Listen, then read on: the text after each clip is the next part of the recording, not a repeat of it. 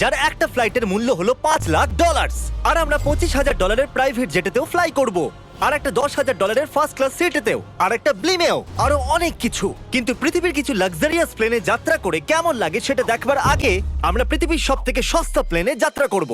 এর অবস্থা খারাপ। এই নাও $1। আমি খুবই নার্ভাস। তোমার নার্ভাস হওয়ার কোনো দরকার নেই, আমি হাফ ডজন বার এটা করেছি। আপনি এটা 6 বার করেছেন। এর আওয়াজটা লন মোভার ইঞ্জিনের মতো কেন?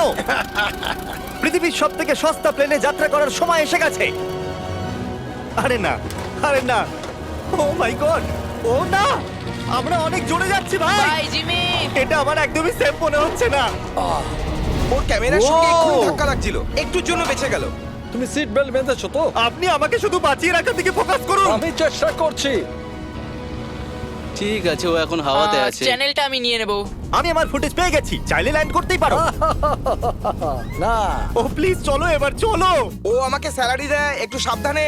আর যদি আপনাদের এটা ক্রেজি লাগে তাহলে ভিডিওটা শেষ পর্যন্ত দেখুন। আমরা পৃথিবীর সব থেকে দামি প্লেন টিকিটে যাত্রা করতে চলেছি। এক মিনিট, তুমি আমাকে নার্ভাস করে দিচ্ছ। ও মাই গড, ওরা নিচে নামছে। আমরা ল্যান্ড করতে যাচ্ছি।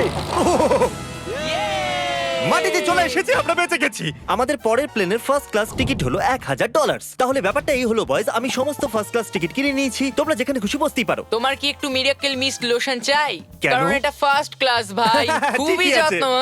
হ্যাঁ? আমাদের সবার কাছে সিটের সাথে একটা টিভিও আছে। এই টিকিটে আছে ভালো ভালো খাবার, বাথরুমের জিনিস আর একটা পাজামা। আমরা এগুলো বাড়িতে নিয়ে যেতে পারি কি?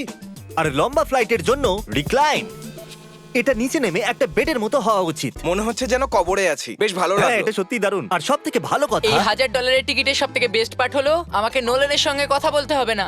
আমার এই গ্লাসটার জন্য অসুবিধা হচ্ছে, এটা আমাদের বিচ্ছেদ ঘটাচ্ছে। আমি পেছনে হ্যাঁ, একা। এটাই তো আমার পছন্দ হওয়ার কারণ। এতে শুধু একটাই কমতি আছে, এখানে আমরা অতটা প্রাইভেসি পাচ্ছি না। লোকগুলো যাওয়া আসা করছে বলে ভিডিও শুট করতে অসুবিধা হচ্ছে। তাহলে চলো দেখা যাক এর থেকে 10 গুণ বেশি দামি প্লেনে বসে কেমন লাগবে। আর এটা হলো $10,000 প্লেন টিকিট। ও ভাই, এটা তো দারুণ দুর্ধর্ষ। পা রাখার জন্য আনলিমিটেড জায়গা আছে। দেখো এখানে আপনি কি কি পাচ্ছেন সেটা দিয়ে শুরু করা যাক। একটা ট্যাবলেট, একটা বড় টাচ স্ক্রিন টিভি, আমার নিজের একটা ইনসি ড্রিঙ্ক বার, স্ন্যাক্স। এটা ফেস্টিভ্যাল চকলেট বার নয়, আমার রিফান্ড চাই। আমরা ওয়াইফাই দিয়েও কানেক্ট করতে পারি। যদিও আমরা সিটের জন্য 10,000 দিয়েছি, কিন্তু ওয়াইফাই এর জন্য আলাদা করে $20 দিতে হবে। ওটা ফ্রি নয়? আমরা টেক অফ করতে চলেছি, যেটা খুবই দারুণ হতে চলেছে, কারণ সেটা আমি টিভিতে দেখতে পাচ্ছি। আর যেহেতু এটা 16 ঘন্টার জার্নি হতে চলেছে, তাই আমি দেখুন এই বাথরুমটা কত সুন্দর। এখানে আছে একটা সিঙ্ক, একটা টয়লেট আর একটা শাওয়ারও। দারুণ ব্যাপার। একটু ওদিকে দেখো, আমরা শূন্যে প্রায় 30,000 ফুট উপরে আছি, আর আমি এখানে শাওয়ারও নিতে পারি। আর এর সাথে আমি আর বয়েজ যত খুশি গরমেট ফুড অর্ডার করতে পারি। আর শুধু এটাই নয়, সব থেকে ভালো জিনিসটা শেষে আছে। হাই, কি খবর? প্লেনের পিছন দিকে একটা প্রাইভেট লাউঞ্জও আছে। হে জিমি, হ্যাঁ, ওয়াও, এটা স্বপ্ন নয়। এটা ছিল $10,000 একটা প্লেন টিকিট। ক্যামেরা উপর থেকে নিচে করো। আর এবার আমি আছি $25,000 প্লেন টিকিটে, যেটা এই সিঁড়ি দিয়ে উঠলেই পাওয়া যাবে। ঠিক বলেছো, এখানে ফ্লোর আছে। এটা দারুণ ব্যাপার না? এটা খুবই ক্রেজি। আমরা অন্য লোকেদের ওপরে বসতে চলেছি। ও মাই গড, এটা হলো আপনার রুম। $25,000 আমরা দুটো বড় রুম পাচ্ছি। ও, এটা তো খুব দারুণ। আমি এর আগে এরকম দেখিনি। আরে বাপরে। আগের প্লেনের তুলনায় আমরা এখানে 4 গুণ বেশি জায়গা পেয়েছি। আমি এরকম প্লেন আগে কখনো দেখিনি যেখানে আমি জাম্পিং জ্যাক করতে পারি। এই দেখো, আমরা পাচ্ছি দুটো চেয়ার্স আর অনেকগুলো টিভি। এই একটা ঘরে এতগুলো টিভি আছে, যেটা আগে সবকটা প্লেন মিলিয়েও ছিল না। একজন পার্সোনাল ফ্লাইট অ্যাটেন্ডেন্ট খাবার সার্ভ করে। এরকমটা কেন? একটা বিশেষ প্রাইস পয়েন্টের পরে ওরা সবসময় ক্যাভিয়ার দেয়। আর একটা বাথরুমও।